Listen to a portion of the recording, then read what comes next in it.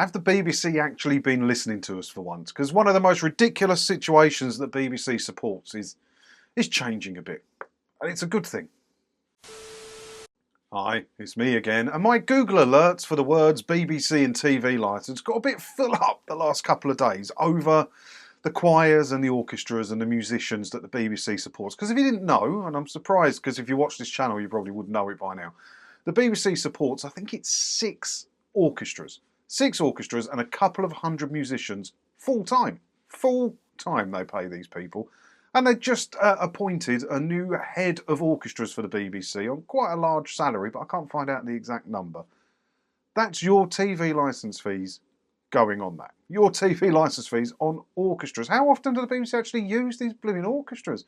It's mad, isn't it? But there's uproar in the music community today because of this. BBC to scrap choir under devastating cuts to classical music. The corporation is also making a large number of redundancies at 3 orchestras as it admits to difficult decision to reduce wage bill. It's like they're actually been listening. It's one of the most ridiculous things to support with the licence fee.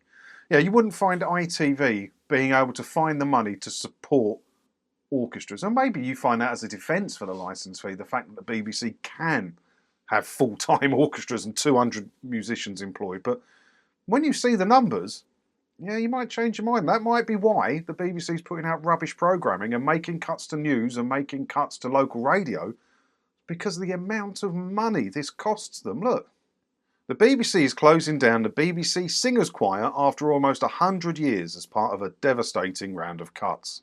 The salary bill of the corporation's 3 English orchestras, the BBC Philharmonic, the BBC Symphony Orchestra and the BBC Concert Orchestra, will be cut by 20%. It still makes me laugh when I read stuff like that. You know, why does the BBC need a BBC Philharmonic Orchestra, a BBC Symphony Orchestra and a BBC Concert? I'm no orchestra expert and probably never will be, not full time anyway. But do you need 3 of those? And they also have the Scottish one and the Welsh one and I think the Northern Irish one. I think there's 6 orchestras that they employ full time.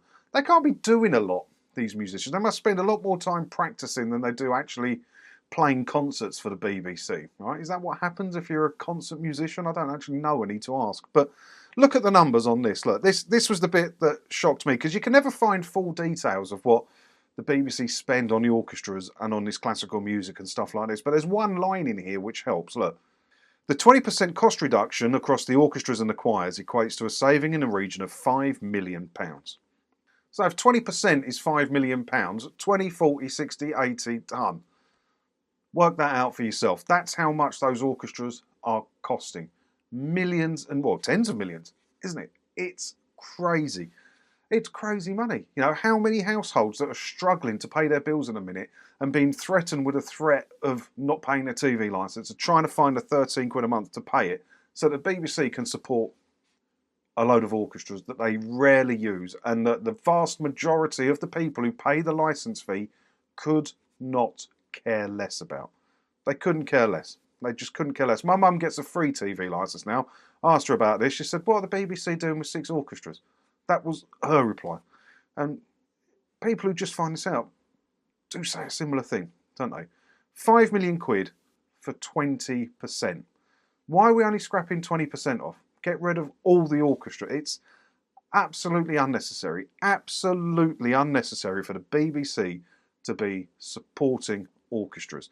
But they're doing the same sort of thing here that they did with BBC News and asking for voluntary redundancies. And when you take voluntary redundancy with a BBC, yeah, you get quite a nice package. And then they want them to come back as being freelance musicians.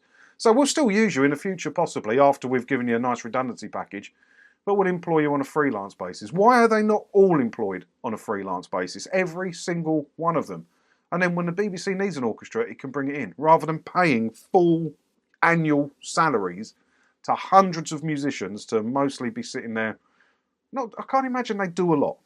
Can you? But yeah, as I said, I'm on this side of the fence with it, but the Musicians Union and many other unions are fully on the other side of it. And, you know, I get that if you like this sort of thing and you want to support this sort of thing, you're annoyed that the BBC are making cuts. You pay your licence fee because you wanted to support the arts and things like that the BBC carry. But you have to accept that the vast majority of people, yeah, then that's not what they signed up for when they started paying their license fee. They'd rather the money went to programming so we don't get more Mrs. Brown's Boys or something like that. But if you are on the other side of the fence, there is a petition. I haven't got the link here actually, but I'll put a link to this Telegraph article down in the description below. And it says here, look, a petition calling on the BBC to reverse this decision has attracted 2,500 signatures within hours of the announcement. There's always a petition for everything, isn't there? But if that's the side of the fence you sit on, that's okay. I don't have a problem with people paying the licence fee. If you want to pay the licence fee because you feel you get value for money from it, or because you want to support the orchestras, or just because you want to watch TV as being broadcast and use iPlayer, that's okay. That's okay. My argument with the BBC and the licence fee is, why do you make me feel like I have to pay? Why do you send me scary letters and threaten to knock on my door for not paying it? That's the problem I have with the licence fee. But yeah, let me know what you think about all this down in the comments below. And as always, thanks for watching, and don't forget to hit the subscribe button if you haven't already, because that way, hopefully I'll see you in another video again soon, won't I? Ta-da.